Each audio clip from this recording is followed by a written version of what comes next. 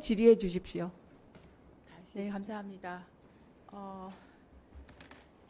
저는 후보자께 질문을 드려야 될 것 같습니다. 존경하는 이훈기 의원님께서 방금 지금 이석하셨는데 외부로는 노조 음해에 관련된 여론 조작, 의뢰 계약에 대해서 문제 제기를 해주셨고요. 그리고 내부로는 트로이컷에 대한 언급을 해주셨습니다. 혹시 슬라이드 준비가 가능할까요? 후보자께서 본인이 자꾸 말씀하시는 리스크 매니지먼트에 대해서 과연 전반적인 개념이 있나 궁금해지는데 회사 말씀하실 저를 포함해서 여기 회사 생활, 조직 생활 만렙인 분들이 많이 있습니다. 그래서 전문가다운 태도로 대답을 해주시면 좋을 것 같고요. 무엇보다 아까 답변하시면서 회사를 위해서 밖으로 어떻게 하면 회사 내부의 어려움을 밖으로 알릴까 하면서 생각을 해낸다는 게 언론 조작 의뢰라니까 저는 이제 놀라울 뿐이고 거기서부터 이미 틀렸다라는 말씀을 드립니다. 다시 내부 감찰로 돌아가서 어제 마침 제가 질의를 하면서 트로이컷에 대해서 잠시 언급을 하고 지나갔지만 슬라이드를 보여드리지는 못했습니다. 해서 슬라이드 올려서 이어서 해보겠습니다. 이거는 대법원 판결문입니다. 아까 아침에 위원장께서 말씀하신 제보 내용과 동일한 것이고 이 트로이컷에 대해서 말씀을 하시면서 아침에 굉장히 놀라운 답변이 있었는데 야당 의원들을 무시하시는 그런 발언을 하셨습니다. 의도는 아니셨을지 모르겠지만 상당히 무시하는 발언이셨고요.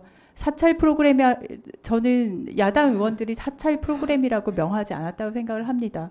보안 프로그램과 사찰 프로그램을 절대 헷갈리지 않습니다. 그 부분은 좀 불쾌하고요. 정확한 사실은 무엇이냐면 후보자께서는 보안 프로그램을 악용해서 직원을 사찰했기 때문에 대법원 유죄 판결을 받은 것입니다. 잠시 보안 솔루션에 대해서 설명을 드리겠습니다. 보안 프로그램 업체가 안 그러면 굉장히 억울해하실 것 같아요. 특정 제품이나 회사를 언급하겠다는 의미가 아니라는 것을 먼저 말씀드립니다. 보안 솔루션은 기업 내의 활동의 보안을 지킴과 동시에 많은 경우에는 기업 서비스의 사용자의 보안을 지키기 위한 도구입니다. 우리가 통상 생각하는 주민등록번호 아니면 계좌번호 이런 개인정보 외에도 소중한 데이터를 안전하게 지키기 위해서 그걸 접근하는 회사 내의 사람들에 대한 통제가 일어납니다.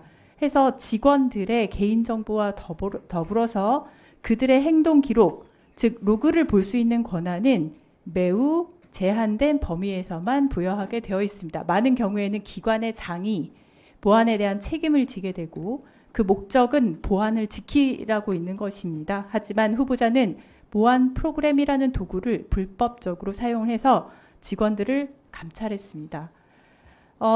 제출해야 하는 여러 국회 인사청문회 관련된 자료 요청에 대해서는 개인정보라면서 제출하지 않을 정도로 개인정보가 소중하신 분이 직원들의 개인정보는 마음대로 다뤄져야 되는 정보인지 좀 궁금합니다. 그래서 자꾸 제가 개념이 부족하다라고 말씀을 드리는 것이고요.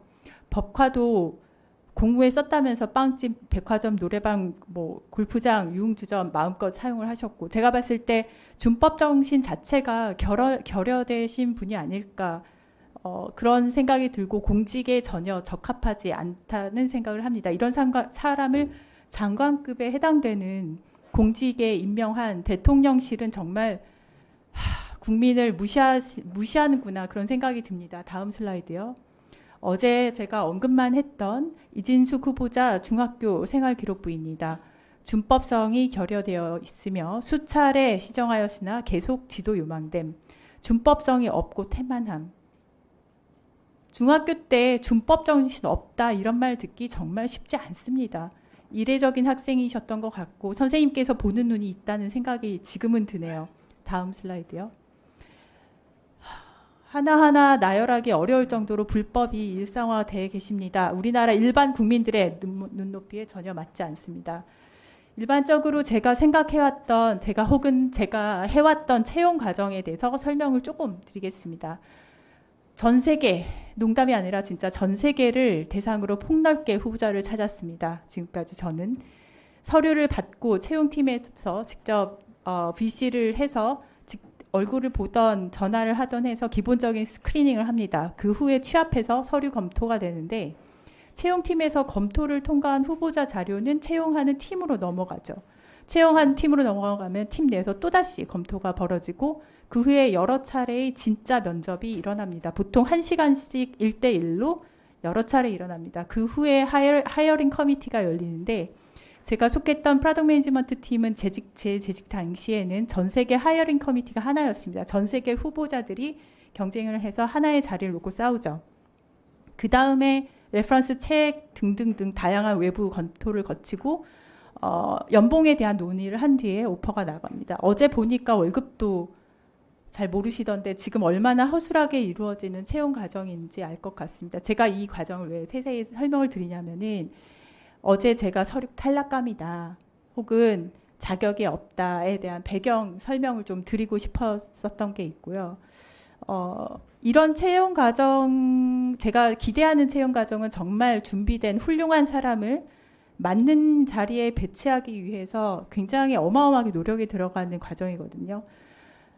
저는 솔직히 지금 눈높이를 굉장히 많이 낮추고 있는데 그럼에도 불구하고 후보자께서는 좀 죄송하지만 어제 말씀드린 대로 기본 서류 탈락감임을 다시 말씀을 드립니다. 제가 후보자님이 싫어서가 아니라 안타까워서 그렇습니다. 정말 기본이 좀 안 돼서 우리나라 청년들이 그리고 직업을 지금 잃으신 분들이 취업을 위해 혹은 재취업을 위해 얼마나 피말리는 과정을 거치는데 이렇게 서류 탈락감을 그냥 여기까지 끌고 오다니 정말 이 정권에 대해 청년들이 분노하지 않을 수 없을 것 같습니다. 외부적으로는 노조, 음해, 여론조사 의뢰 계약하시고 내부적으로는 보안 프로그램을 사용을 해서 사찰을 하시고 이 내용은 대법원 판결이 내려졌듯이 벌금도 내신 걸로 알고 있습니다.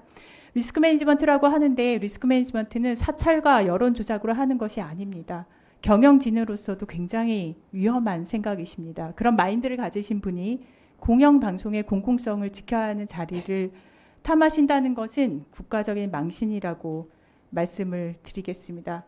그리고 존경하는 아까 전에 오전에 정동영 의원님의 말씀을 들으니까 어제 제가 대체 법화를 어떻게 공무에 그런 데서만 쓰냐 그런 데서 사용하는 것에 대한 능력과 방통위원장 업무 능력의 연결성이 궁금하다 했던 것에 대한 답이 보이는 것 같습니다. 아마 후보자께서도 정동영 의원님의 말씀을 들으면서 겉으로는 어떨지 모르겠지만 마음으로는 느끼시는 게 있을 것이라고 생각이 들고요.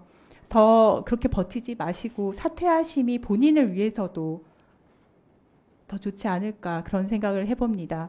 시간이 그래도 조금 남았는데 아니요. 이따가 보충 질의를 하는 게 좋을 것 같습니다. 저기 증인 질문이 있었는데요. 그 1분 정도 지금 남아서 1분 48절 그냥 쓰시면 좋겠습니다. 그럴까요? 네.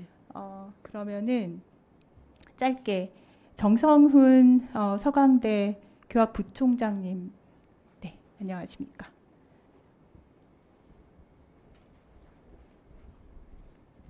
예. 네, 안녕하십니까? 서강대 졸업생으로서 질문을 드립니다. 아, 맞다. 그 후보자께서 서강대 재학을 몇 년도에 하셨는지만 좀 얘기 좀 해주시겠어요? 이것도 제가 2개 과정을 해서 네. 아마 2016, 17 2016, 17. 예, 그때 네, 그 정도 걸치지 않았나 정도. 싶습니다. 네. 교학부총장께서는 저는 예전에 서강대학교에 재학을 할 때 서강고등학교라는 소리를 많이 들었습니다. 이유가 3가지인데 FA와 지정자석제 그리고 종소리가 이제 수업의 시작과 끝에 울려선데요. 그 중에서 FA에 대한 서강대학교의 출석이 얼마나 엄격하게 관리가 되고 있는지에 대해서 말씀을 짧게 부탁드립니다. 예.